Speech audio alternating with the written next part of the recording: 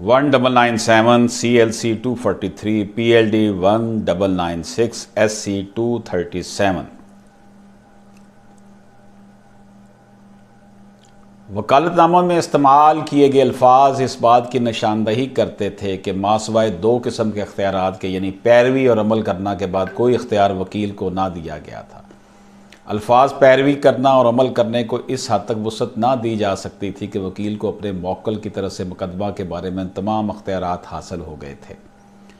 ये खसूसी इख्तियार के वकील हालात के मुताबिक जो ज़रूरी समझे वो करे। इससे मुराद ये नहीं ली जा सकती जो वाज़ेह इख्तियारात से मुतसादम हो।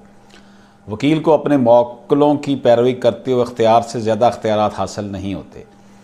वकील का इख्तियार वकालतनामा की बिना पर होता है और इसकी शराइत पर मबनी होता है। इसलिए अगर बाज़ अख्तियारात का वकालतनामा में ज़िक्र मौजूद ना हो तो इन्हें इस हद तक वसअत नहीं दी जा सकेगी।